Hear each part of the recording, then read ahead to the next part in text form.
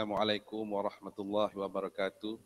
Bismillahirrahmanirrahim. Alhamdulillahirabbil alamin wassalatu wassalamu ala asyrafil anbiya'i wal mursalin wa ala alihi washabbihi ajmain. Alhamdulillah untuk makluman kepada semua penonton bahawa siaran ini adalah bagi tujuan pembudayaan ilmu dan ianya hanyalah pendapat komen peribadi penceramah dan bukanlah pendirian rasmi universiti. Pihak universiti tidak akan bertanggungjawab mengenai komen dan pendapat yang dikeluarkan dan disampaikan. So kita kena ingatlah untuk program hari ini adalah objektif pertama dia adalah membudayakan program ilmiah berteraskan pembudayaan ilmu dan pengetahuan, dan yang kedua objektif dia adalah untuk meningkatkan ketampakan ataupun visibility perpustakaan Tun Abdul Razak dari usaha-usaha untuk memudayakan ilmu, dan yang terakhir adalah mewujudkan kerjasama ataupun sinergi baru dengan pihak industri dan menyokong kepada SDD. Okay. Alhamdulillah dengan izin Allah hari ini kita dapat bersiaran langsung di platform media sosial Facebook rasmi Perpustakaan Tun Abdul Razak dan YouTube rasmi oleh Pita UiTM. Okay. Alhamdulillah. So terlebih dahulu saya memperkenalkan diri, nama saya Khalid bin Syahri. Saya adalah pensyarah daripada Fakulti atau Kolej Alam Bina Jabatan Penilaian Pengurusan Harta. So jadi hari ini kita sangat bertuah untuk bertemu dengan Tuan Haji Ahmad Firdaus. Okay. So untuk makluman kepada semua penonton, Tuan Haji Ahmad Firdaus adalah coach hartanah yang mempunyai pengalaman 15 tahun dalam industri. 15 tahun bagi saya bukanlah satu jumlah yang sedikit. 15 tahun macam-macam boleh berlaku. Okay. Budak-budak yang lahir pada 15 tahun dah ambil PMR dah waktu ni. Saya rasa kalau 15 tahun. Okay.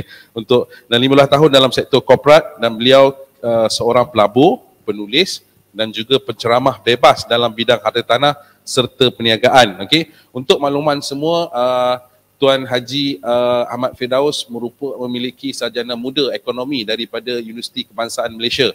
Okay.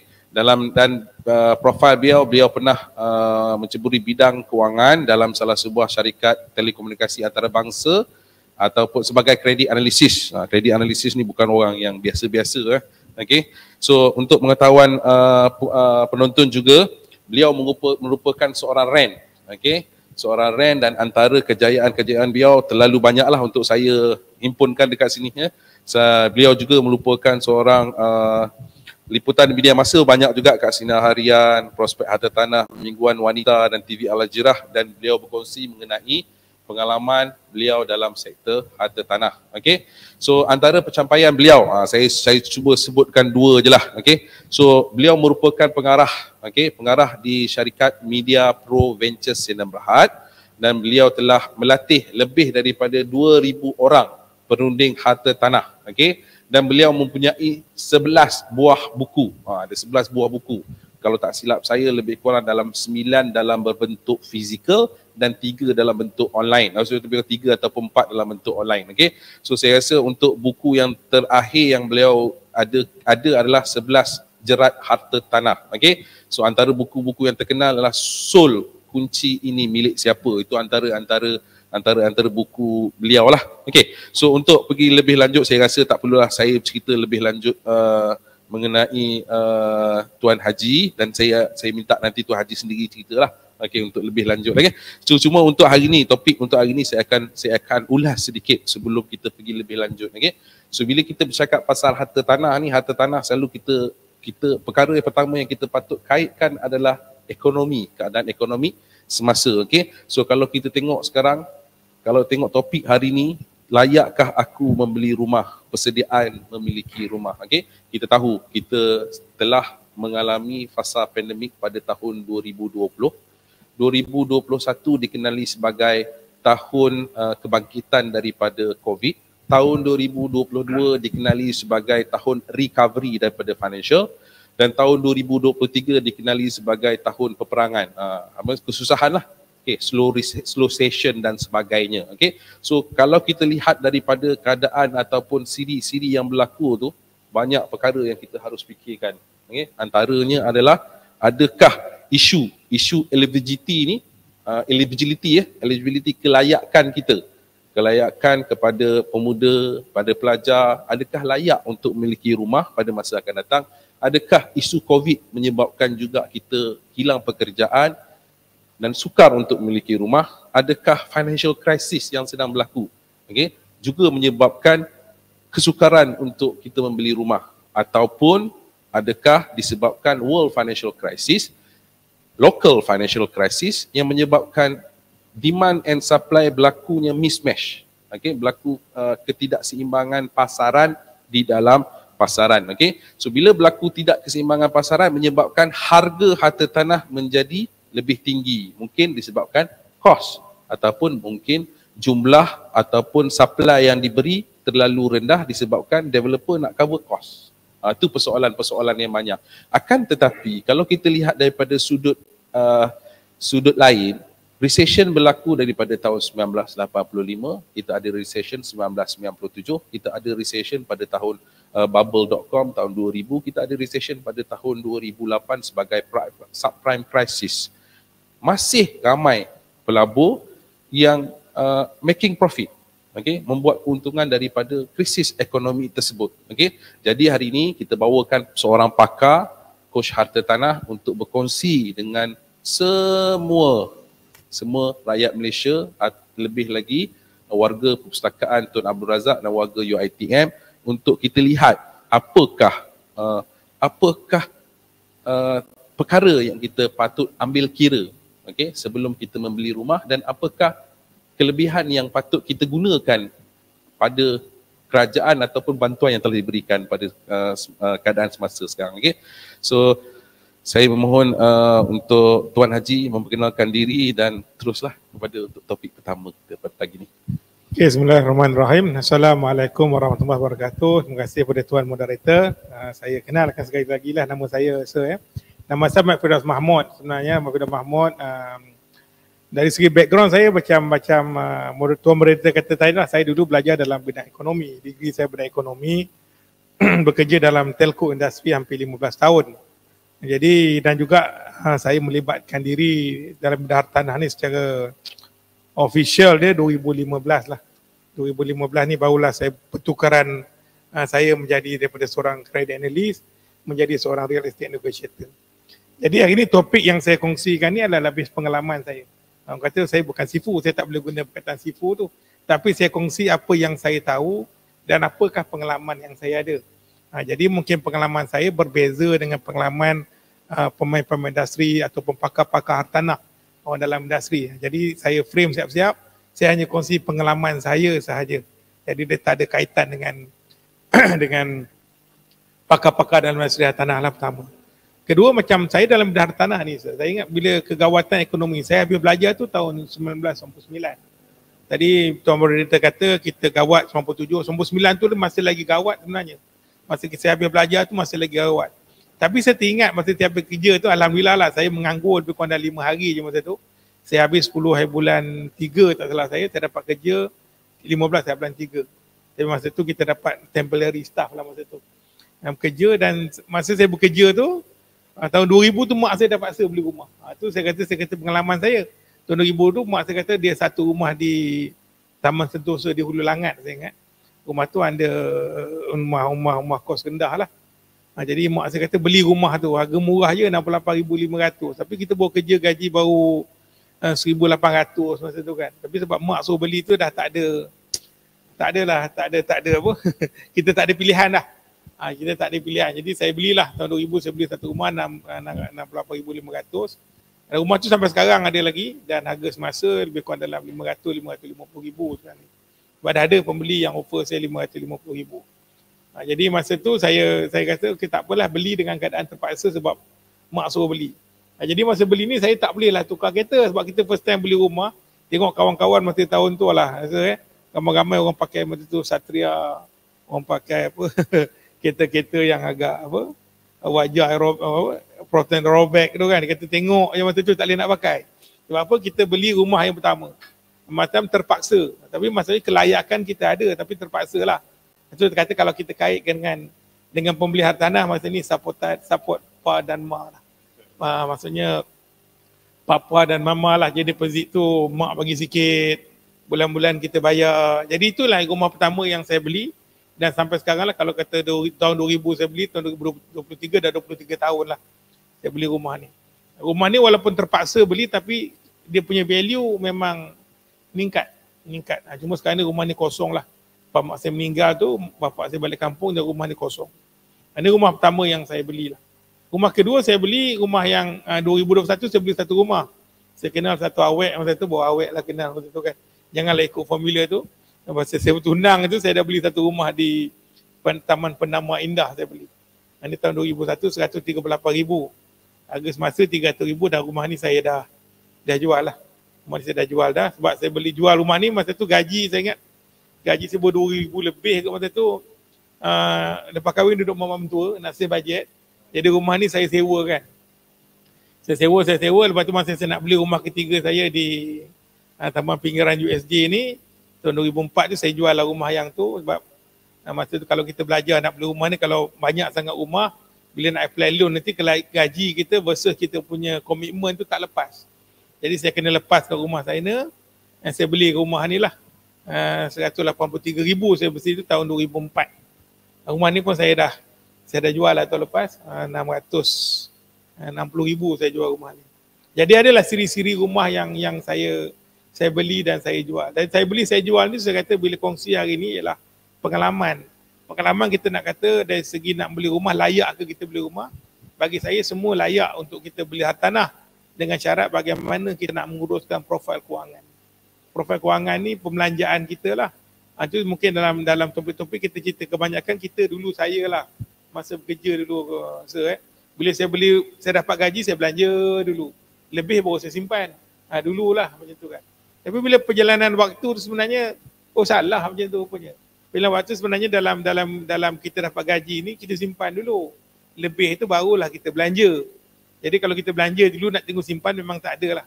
Itu saya lah. Jadi bila tengok dari statistik, saya ingat 2-3 tahun lepas yang keluar apa, kebanyakan orang tak ada simpanan RM1,000 kan. Maksudnya saya dulu antara yang gitulah. Yang maksudnya ialah bila kahwin, lepas tu dah dapat anak seorang, anak dua, anak tiga, pembelanjaan makin tinggi.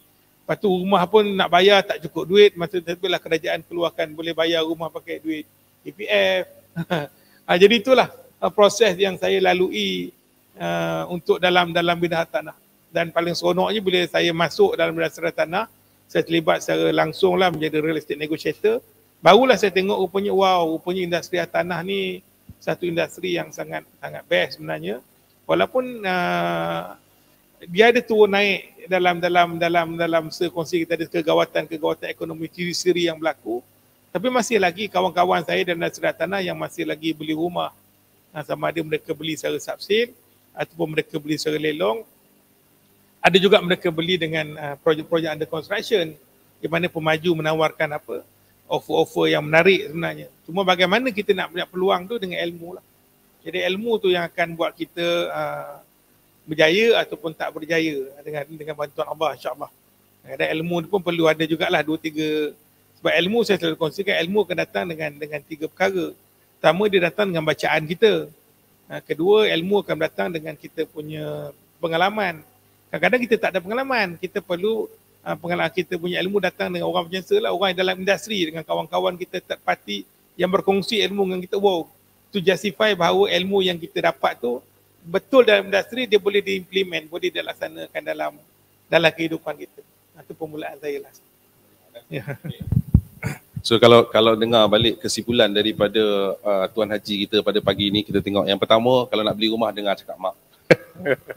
Dengar cakap mak tu key point. Bukanlah maksudnya dengar cakap mak ni satu benda yang kita rasa macam dalam ekonomi bukanlah perkara yang penting, tapi sebenarnya kadang-kadang orang tua ni dia ada pengalaman, tapi dia tak cerita kat kita, kata ni pengalaman yang betul, ni perkara yang betul. Itu yang pertama, okey. So yang kedua, kalau kita tengok ni, kalau tengok balik menilai, youngster sekarang ataupun golongan muda patut menilai mana satu kehendak, mana satu keperluan, okey. So kalau kita tengok antara rumah dan kereta, mungkin kereta pun sekarang dah jadi keperluan, tetapi kereta boleh diganti. Kalau tak ada kereta, kita boleh naik Grab. Kalau tak ada kereta, kita boleh beli motor. Kalau tak ada kereta, kita boleh naik MRT ataupun LRT. Tapi kalau tak ada rumah, takkan kita nak tidur bawah jambatan. Tapi itu satu benda yang kita patut lihatlah. Maksudnya, Keperluan, kereta keperluan, tapi boleh diganti, rumah punlah satu keperluan ataupun cuma mungkin kita boleh tafsirkan keperluan tu bukanlah satu kehendak untuk rumah yang besar, tapi untuk permulaan rumah yang bersesuaian dengan kita. Okey. Dan yang ketiga, kalau kita tengok Tuan Haji juga ada cakap pasal financial management. Okey, financial management ataupun financial knowledge. Untuk beli rumah, untuk beli apa, you kena ada financial knowledge. Okey, cari peluang tersebut untuk financial knowledge. Apa yang kita perlu ada? Apa yang kita perlu sediakan? Okey. So kalau nak tengok kat sini ada soalan ke daripada pendengar, daripada penonton? Saya tak ada soalan daripada penonton.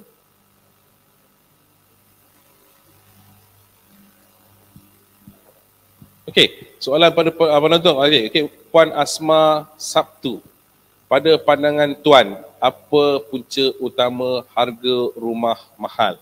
Okey. So pada pandangan tuan lah, kenapa harga rumah mahal? Kalau kita tengok daripada tahun 2000, saya cuba gambarkanlah apa, saya cuba gambarkan soalan ni, kita tengok dulu pada tahun 2000-an lah.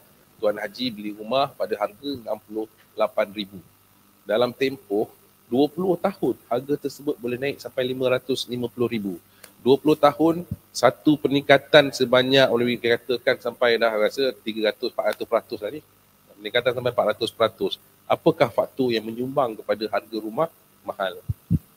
Okay, terima kasih sir. Maksudnya real estate valuer kena jawab. Okay, ini pengalaman saya lah, saya relatekan dengan pengajian saya lah. Sebab saya degree saya dalam bidang ekonomi. Jadi kalau kita kata dari segi harga ni, dia bergantung kepada demand dan supply. Ataupun kita cakap permintaan dan penawaran. Bila kata permintaan melebihi penawaran, biasanya akan nak berlakulah kenaikan. Di mana dia kata willing seller, willing buyer. Maksudnya orang yang nak membeli dan orang yang nak menjual tu dia match. Sebab apa, kalau kita dalam saya lah, saya cerita dari segi bahasa pasar lah, bahasa apa, layman. Janganlah kita register valuer tegur saya pula kan. Jadi bila kita jual rumah ni, pertama sekali kita ada 3 harga untuk membuka lebih jelas. Pertama sekali kita panggil is market value. Atau market value ni harga pasaran yang ditentukan oleh real estate valuer lah. Jurunilai lah yang letakkan harga pasaran. Kedua, dia ada harga yang kita katakan asking price. Asking price ni harga permintaan. Contohlah, mungkin harga pasaran satu rumah 400,000. Jadi tuan rumah kata saya nak jual 390,000. Kita panggil sebagai asking price lah, harga yang diminta. Dia kata, oh dah rendah daripada harga pasaran. Tapi bila sampai dekat selling price, pembeli kata tak, tapi saya nak offer rumah ni harga 370,000 je. Penjual willing tak untuk let go tanah tersebut. Jadi kat sinilah titik pertemuan antara titik permintaan dan penawaran tersebut. Jadi kalau kata dari harga mahal dan harga murah, sebenarnya dia still bergantung pada permintaan dan penawaran. Cuma bila kita banyak, saya kata tadi, semua bermula dengan ilmu. Adakah semua rumah mahal? Tak. Ada juga rumah yang murah. Orang kata ada ke rumah mahal sekarang? Tak ada je rumah-rumah yang murah. Baru-baru ni saya ada satu rumah yang saya beli lelong. Saya beli di Dengkil contohnya. Rumah tu saya biasalah. Sebab saya penduduk antara yang ada rumah situ, jadi saya ada dalam grup.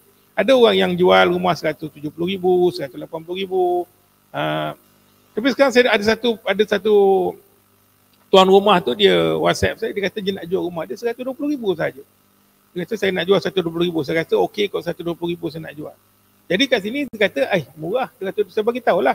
Saya pernah jual harga rumah ni di sini 170,000, tak, saya nak jual 120,000 sebab dah lama sangat saya iklan rumah sini, tak boleh nak jual. Sebab isu tak boleh jual dia sebab rumah dia strata masih lagi master title.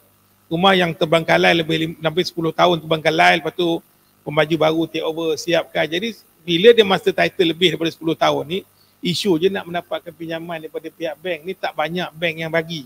Kat situ ada opportunity untuk pembeli ni. Pembeli ni ada pilihan, ini rumah-rumah yang ada. So kata bila kalau kita tahu 3 jenis rumah, subsale, rumah subsale ni kita panggil rumah second hand lah. Saya beli rumah, saya nak jual balik. Ada satu lagi rumah lelong, pembeli beli rumah yang dia tak mampu bayar lelong. Harga ditentukan oleh pihak bank, walaupun bank ada kuasa untuk melelong. Pihak ketiga adalah rumah projek. Pemaju buat rumah mungkin ada insentif ditawarkan oleh pemaju. Jadi kalau kita kata mahal, pertama saya masih rujuk pada permintaan penawaran, tapi masih lagi ada rumah-rumah yang murah sebenarnya.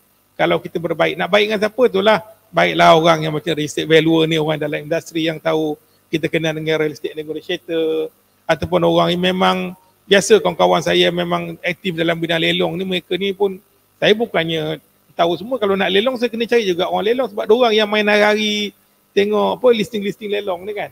Jadi ada masih ada lagi rumah-rumah yang murah.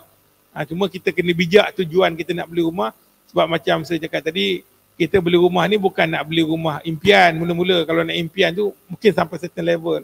Mula-mula kita beli rumah mungkin kita ada matlamat kita untuk disewakan, untuk supaya kita dapat cash flow. Maksudnya ada rumah-rumah yang saya beli yang penyewa yang bayar setiap bulan.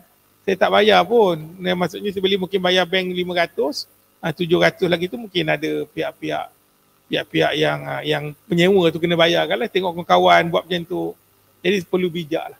Perlu bijak dalam mencari tanah-tanah di bawah pasaran. InsyaAllah masih lagi ada. So kesimpulan dia kalau tengok tadi, yang pertama demand and supply. So jawapan dia adalah scarcity of the land.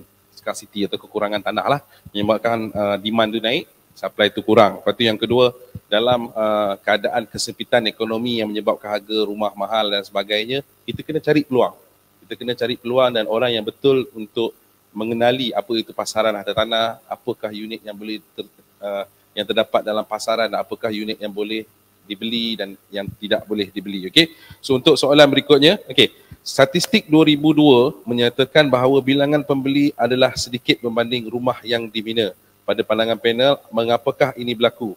Adakah mereka tidak layak ataupun terdapat faktor-faktor lain yang menghalang mereka untuk memiliki rumah? Secara general dia, pembeli memang kurang lah daripada penjual, ataupun pembeli genuine buyer tu kurang. Investor yang ramai sebenarnya sebab dia pandai cari peluang. Dia tahu cari peluang. Apa pandangan Tuan mengenai perkara tersebut?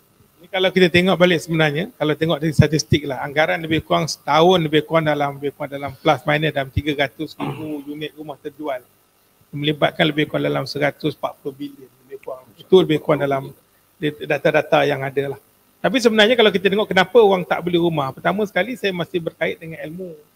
Maksudnya dia tahu ilmu, maksudnya dia tahu antara keperluan dan kehendak. Dia tahu matlamat dia beli rumah tu sebab apa. And then dia kedua, kerana orang tak beli rumah kerana dia tak ada modal. Especially banyaklah saya jumpa kawan-kawan juga ataupun yang biasa saya berhubung dengan network saya. Mereka ni dari segi gaji cukup. Kita gaji mungkin 4-5 ribu dia cukup. Tapi bila nak beli rumah, macam rumah kadang bank sediakan fasilitas 90% saja daripada harga rumah. Contohnya rumah 300 ribu mereka perlu ada 30 ribu. Itu tak masuk lagi untuk kos guaman, untuk stamping, untuk MOT. Ada kos-kos tambahan yang perlu dibuat. Mungkin kita kata kalau 300 ribu mungkin dia perlu 30, mungkin 40 ribu anggaran. Dari segi mungkin dia perlu ada segi cash ataupun duit dalam EPF account 2 boleh digunakan pakai. Kadang modal tu pun tak ada. Jadi kemampuan nak membeli tu dah ada. Kemampuan dia kata, saya layak beli tapi bila ada tak 10% campur dengan fee lain ada tak? Yang tu tak ada. Jadi tu kata bila tak ada betul dia tak mampu nak beli. Sudahnya mereka masih lagi menyewa ataupun duduklah rumah mak ayah. Ketiga saya katakan mereka ni tak tahu proses. Kalau mereka tahu proses nak beli rumah, maksudnya dia tahu nak beli rumah perlu ada modal, berapa modal. Jadi dia bolehlah mencarum untuk dikiralah akaun 2 ada balance, tak cukup mungkin dia start untuk buat simpanan supaya apa ada duit untuk beli harta tanah. Dan juga kita kata ada juga yang kata tak bayar PTPTN ramai juga ni. Sebab PTPTN ni pun dia masuk dalam kita punya secret.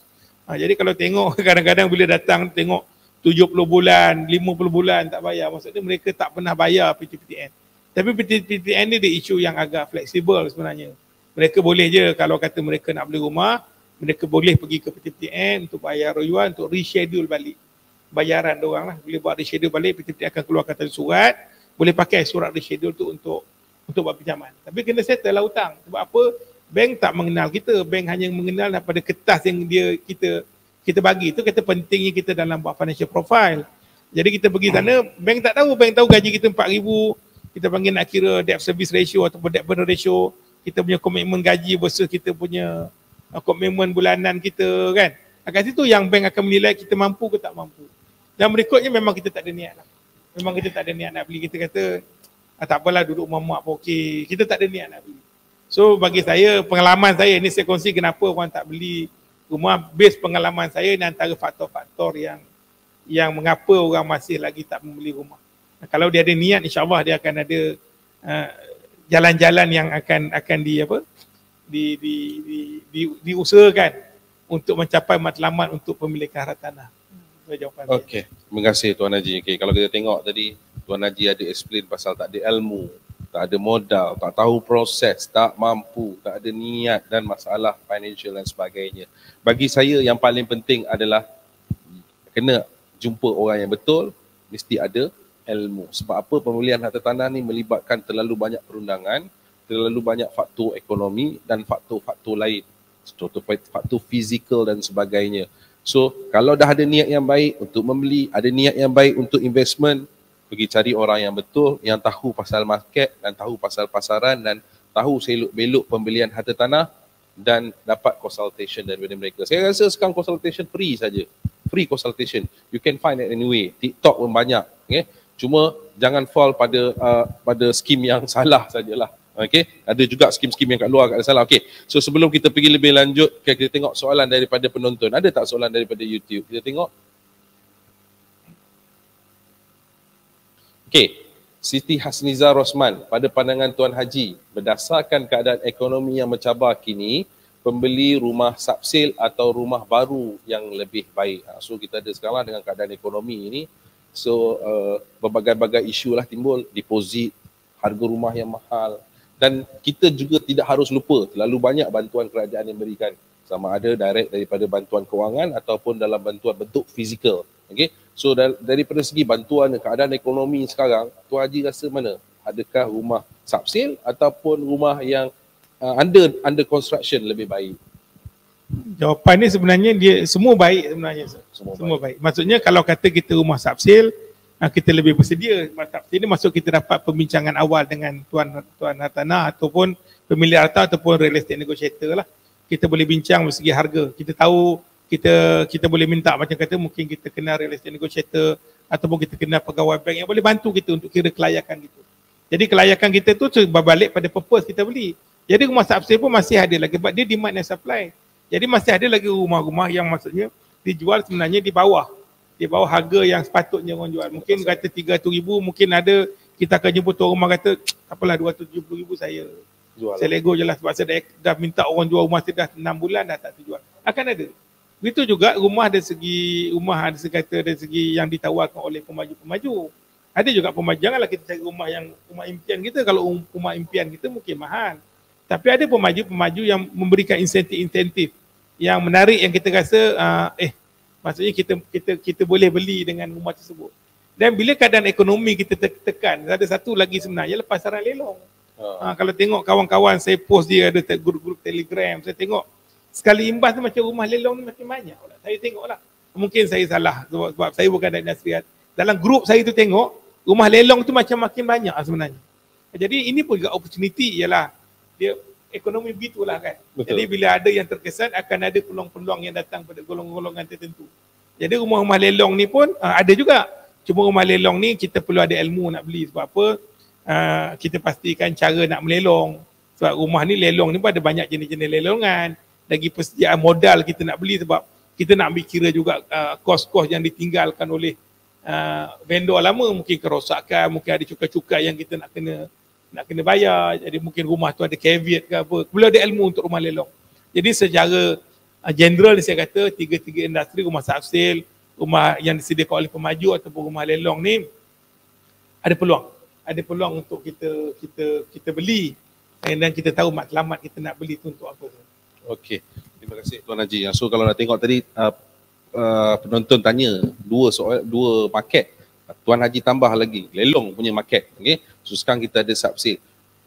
Kita ada pemaju, ada construction, kita ada lelong. Akan tetapi back to square one, you need a good knowledge. Sama ada subsale kena ada knowledge, untuk pemaju under construction kena ada knowledge, untuk rumah lelong pun kena ada knowledge. So kita buat dulu knowledge, cari dulu knowledge. Okey. Itulah okey untuk seterusnya kita break saja sebelum pergi pada berikutnya. Kita minta mengajak penonton untuk menonton video dari Pita dan MyKM. Silakan.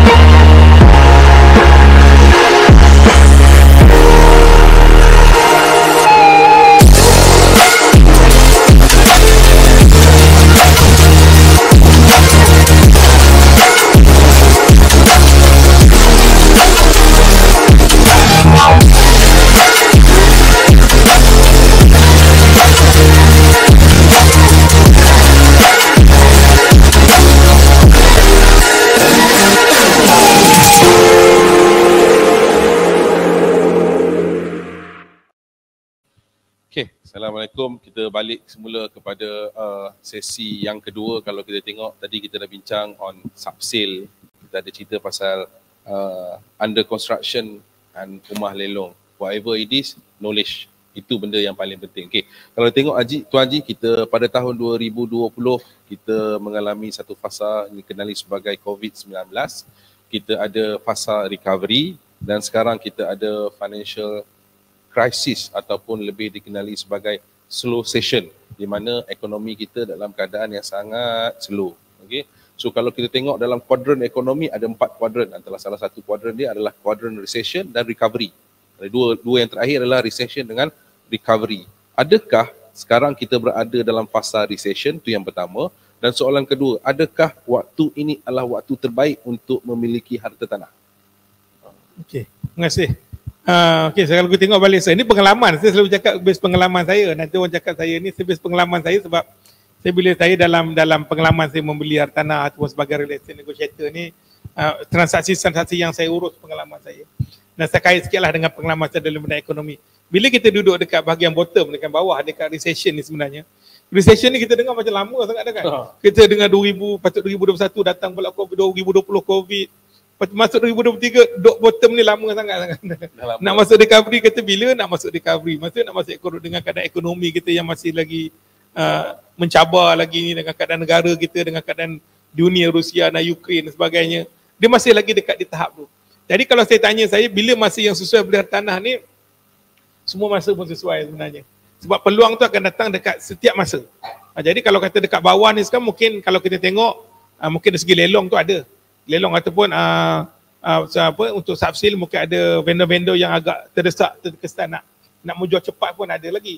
Jadi kita katakan bahawa, tapi masa saya ingat lagi, saya masa beli rumah lama tahun 2000 saya beli, sampai ke 2023 sebenarnya, ada je zaman-zaman yang okey, orang masih membeli rumah. Kalau kita tengok zaman 2012, 13, 14 masa tu, kalau orang beli rumah dengan pemaju, ekonomi okey masa tu. Orang beli pemaju, lepas tu dia flip je balik. Kalau saya ingatkan kan. Orang beli dengan pemaju ni mungkin 200,000, siap rumah dijual 250,000, 270,000. Mungkinlah dia ambil kira kos-kos yang dia kenakan tu. Tapi asasnya sebenarnya peluang tu akan datang dekat setiap cycle, akan ada peluang.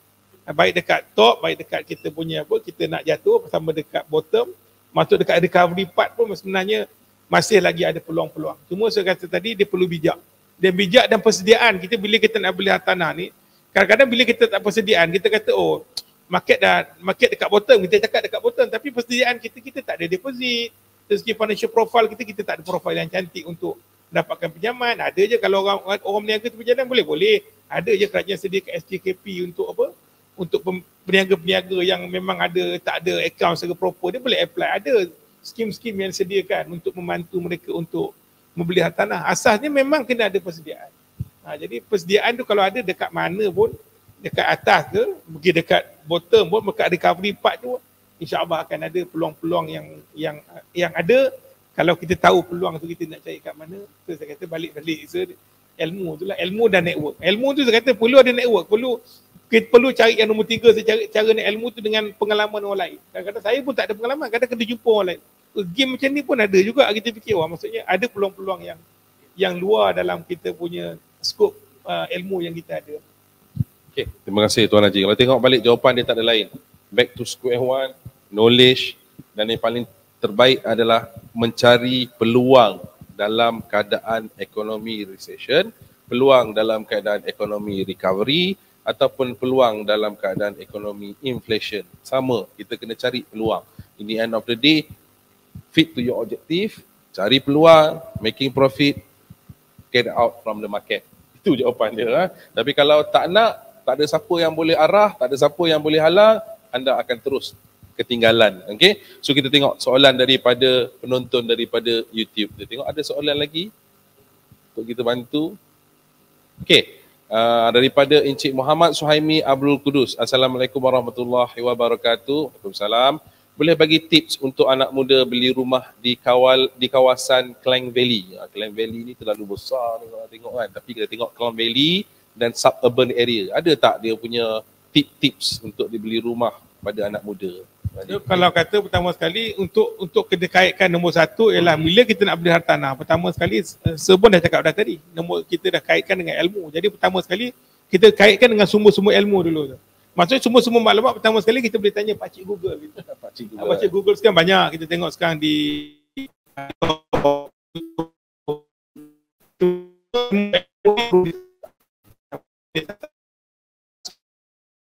ambil ada kawan sekali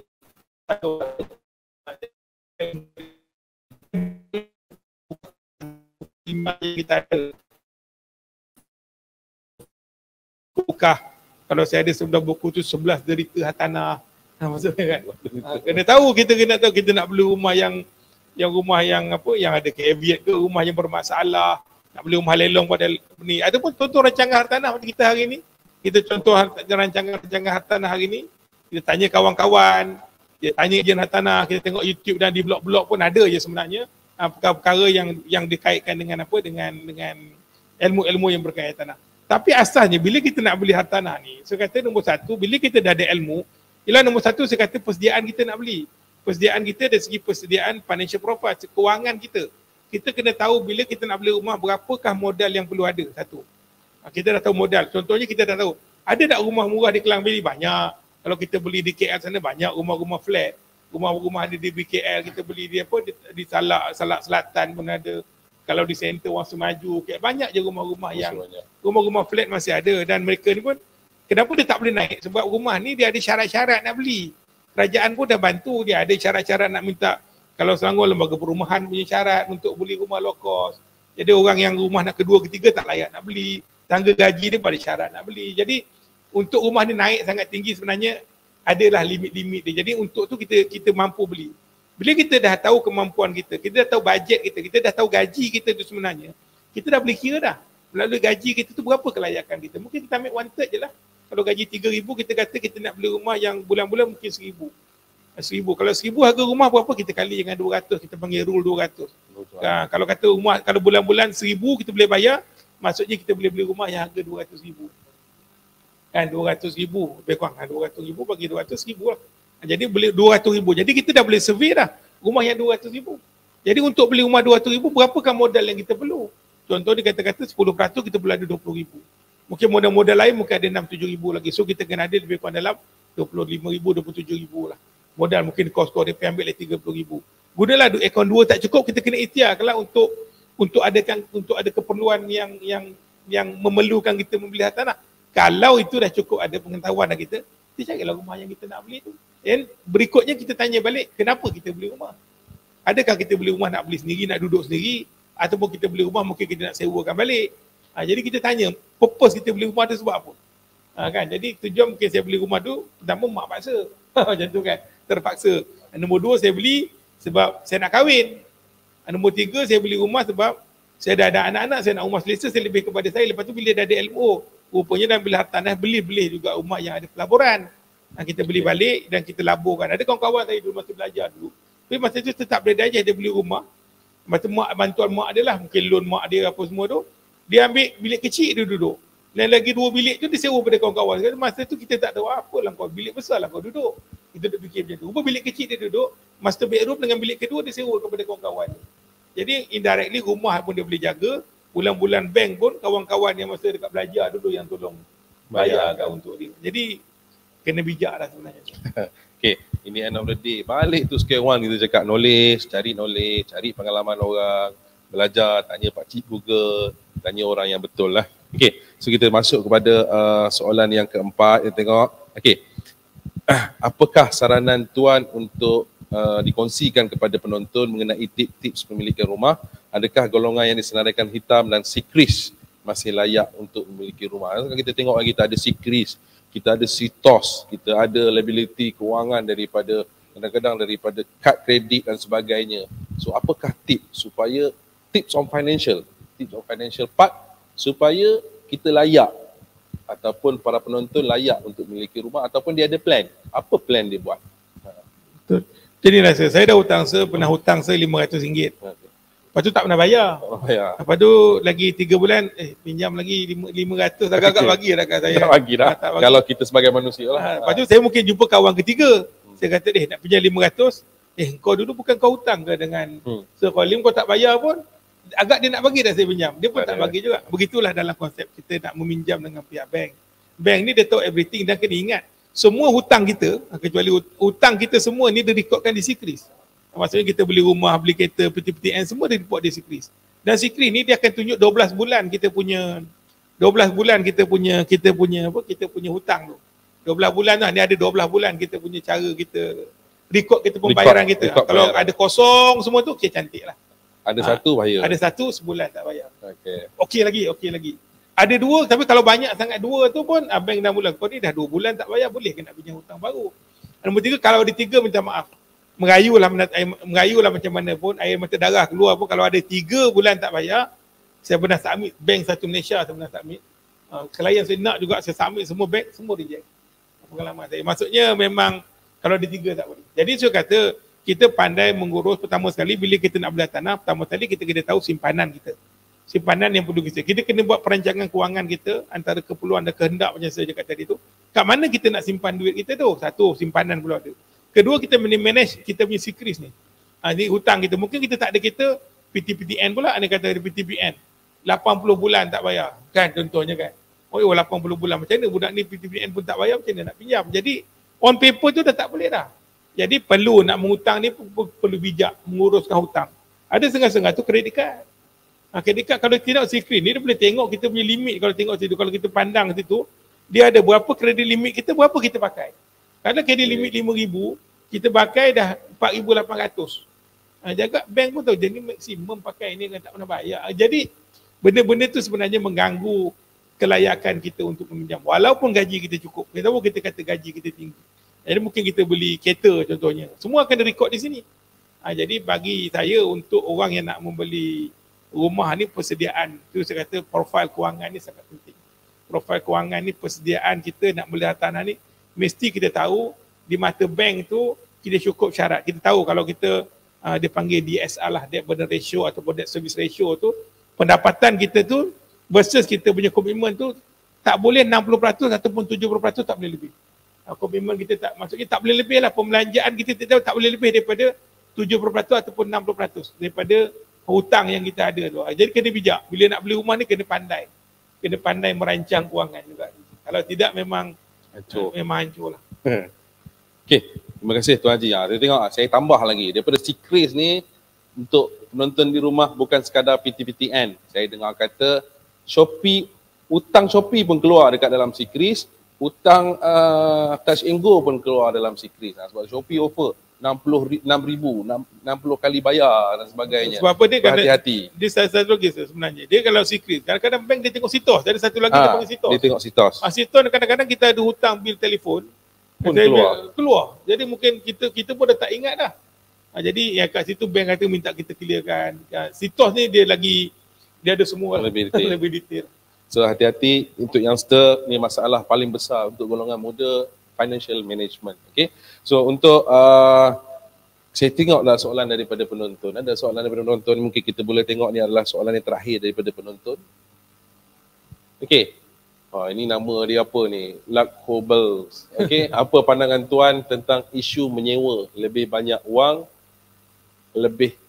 lebihan daripada membeli? Menyewa juga bebas hutang, tidak perlu berhutang selama 30 tahun. Okey, ini antara dilema pada golongan youngster, menyewa atau memiliki. Itu yang pertama. Ada golongan kedua saya jumpa dalam pasaran, menyewa dan membeli. Maksudnya dia beli dekat kampung sebiji, dia sewakan. Dia datang KL, dia pergi sewa dekat KL. So dia ada financial leverage. So antara menyewa dan memiliki ni, apa pendapat Tuan Haji? Ataupun setengah keadaan tengok membeli 3,500 kita bayar pada bank, sewa baru 2,000, dia cakap baik dia sewa. Itu antara jawab soalan mereka lah. Tuan Haji bagi pandangan. So kata dia berkait dengan tujuan dan matlamat kita nak beli rumah. So kalau kadang kita menyewa ni hak orang, tapi kalau kadang kemampuan kita memang tak layak. Contohnya gaji kita 2,500, kita kira-kira memang kita buat masa ni kita boleh menyewa mungkin 500 tu sewa. sewa je lah, nak buat macam mana. Itulah kita punya kemampuan untuk menyewa.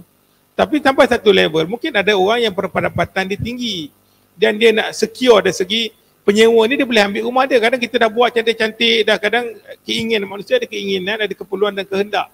Kadang mungkin gaji dia dah ada kemampuan untuk beli rumah, dia nak beli rumah selesa untuk anak-anak dia. Nanti buat macam-macam, tiba-tiba baru ni saya kena satu tuan rumah di Subang Bistari. Dia dah buat macam-macam. Sebelum ni tuan rumah kata memang nak sewakan jangka panjang sebab duduk di kampung. Tapi perjalanan waktu dia dah sewa 10 tahun, anak orang ni dah besar, dah bekerja di KL. Dia kata je nak duduk balik rumah ni. Kita nak buat apa? Maksudnya menyewa ni, kita menyewa hak orang. Menyewa hak orang. Tapi kalau keperluan kita untuk menyewa tu, kita rasa kemampuan kita memang untuk menyewa je, tak ada masalah pun. Dia tak ada masalah. Dia tak ada kata menyewa ni sebenarnya satu benda yang dipandang rendah. Tak. Kita tahu kewangan kita. Kalau kewangan kita menyewa tu, kita rasa okey, kita punya pengurusan kewangan okey, anak-anak kita sekolah, pembelanjaan, kita boleh supaya nak balik kampung ada duit lagi. Daripada kita beli rumah esok kita rasa terbeban dengan rumah yang kita beli, menyewa je lah. Tapi kalau ada keperluan, dia kata rumah dia pun dia ada kemampuan kenaikan gaji, dia dah kira hutang, kira everything, layak dia lagi. Mungkin menyewa mungkin 1,000, tapi kalau beli sendiri mungkin 1,300. Tak apalah, dia beli je lah. Tapi lebih selesa untuk keperluan dia. Ada juga orang beli, dia beli mungkin dia kata flip tadi tu. Dia nak beli, dia nak jual balik, ada juga. Ada kawan-kawan setengah saya tengok tu, dia beli, dia repair, dia jual balik. Dia buat flipping, kenalah. Kalau adalah kena bayar lah RPGT apa semua tu. Pandailah mereka buat pengiraan. Jadi bergantung kepada kita. Tak ada salahnya menyewa, tak ada salahnya membeli kalau kita tahu matlamat kita menyewa dan membeli tu kenapa. Okey, jadi maksudnya tak salah menyewa, tak salah membeli. Jawapan dia adalah perancangan anda. Kena ada knowledge, apa perancangan anda. Perancangan akan datang dan suit to your financial situation. Jangan kata membeli, menang, memakai, tapi hutang tak larat nak pakai. Okay, so untuk soalan kelima, untuk ini penutup lah ni Tuan Haji, penutup soalan terakhir lah saya boleh katakan. Okay, sememangnya kalau kita tengok, rumah adalah keperluan, hierarki yang tinggi sebagai seorang manusia. Apakah nasihat terakhir kepada penonton di rumah dalam konteks memiliki rumah? Untuk pemilikan, apakah nasihatnya? Itu saya suka cerita dari segi pengalaman saya lah. Bila kita kata nak membeli itu sebenarnya, dia berkaitan dengan pengurusan kewangan. Saya dulu bekerja, dia mula pekerjaan dia memang gitu. Cuma saya rezeki mak saya bila paksa beli rumah tu, saya dah tak ada benda lain yang boleh beli. Sampai saya kahwin pun saya pakai motor. Sampai nak kahwin saya cakap dengan orang yang saya nak kahwin, saya tak ada kereta. Kalau nak keluar saya tak bawa dia motor. Kata nak keluar dia ada kancil masa tu. Kata nak keluar dengan saya boleh, tapi kena naik kancil awak lah. Saya pakai motor je Yamaha 110 kan mak saya bagi kan. Jadi saya terpaksa gitu. Tapi ada kawan-kawan saya masa bekerja dulu, mereka bila kerja dia tengok dia masa tu zaman Satria masa tu kan.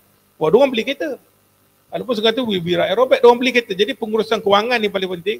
Kita kena tahu antara keperluan dan kehendak. Sebab apa? Macam kereta kita beli ni ada susut nilai. Kita beli hari ni showroom, keluar kat jalan, kalau kita nak jual balik harga dia dah rendah. Jadi bergantung tu kata dalam konsep kita dalam untuk saya lah pesan pada anak-anak saya pun dah umur dah 21, 22 tahun anak saya ni kan. Pertama sekali bila dapat gaji tu kita mesti tahu simpan dulu baru berbelanja. Saya tengok anak saya kat rumah kan geram juga kan, kejap-kejap Shopee datang kan. Dia tahu dia duit kita belanja kita beli tu, kadang kita duduk rumah cuti semester, duit kita bagi juga.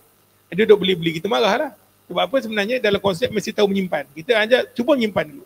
Mungkin tak boleh simpan 30%, simpanlah 20%. Tak boleh 20%, simpanlah 10%. Simpan dulu duit, balance tu belanja lah nak belanja. Jadi simpanan tu ialah memastikan bahawa kita terjamin. Jadi kalau kata pengurus wangan kita bagus, insyaAllah lah kredit kad tu jangan ambil dulu, taklah tepi dulu. Tak ada keperluan pun kredit kad ni untuk berhutang sebenarnya.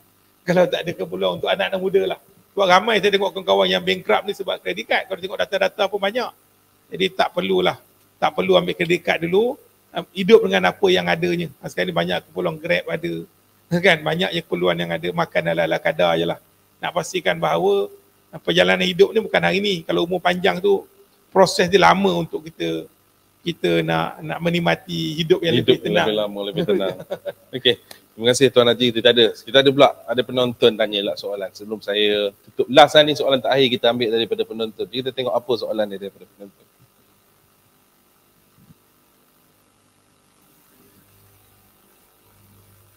Okey, ini daripada Muhammad Irfan Abu Bakar.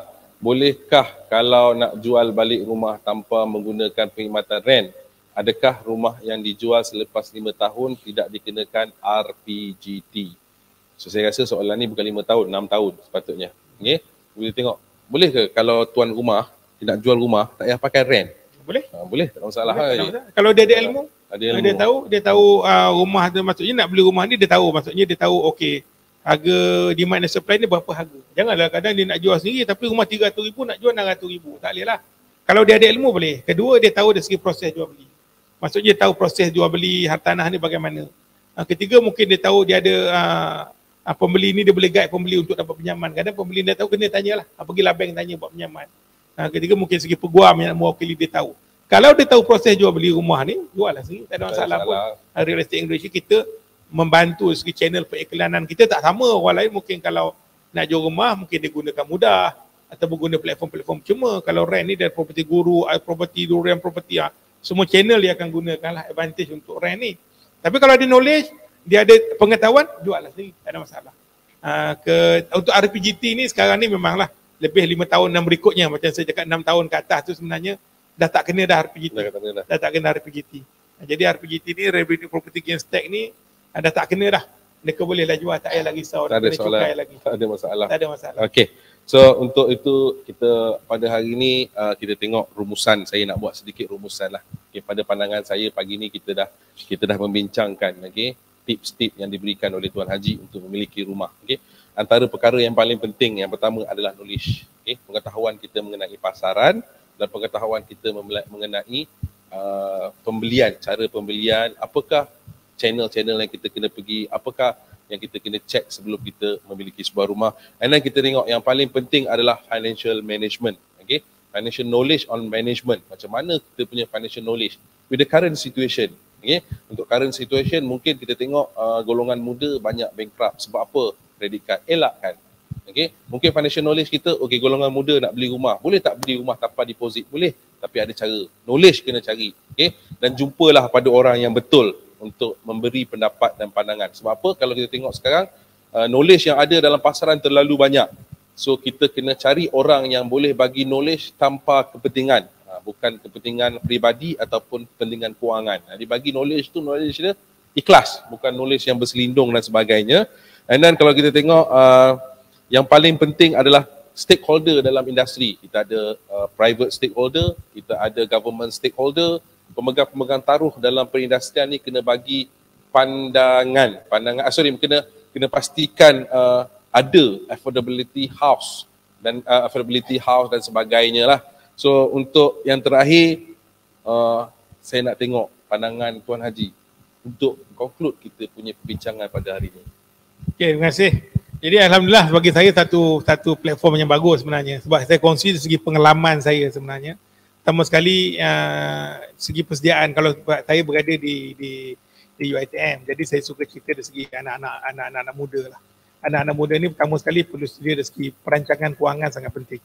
Kedua, kita tahu bezakan antara kehendak dan juga keperluan, kita boleh tahu. Nombor ketiga, kita boleh tahu dari segi simpanan. Kita kena belajar menyimpan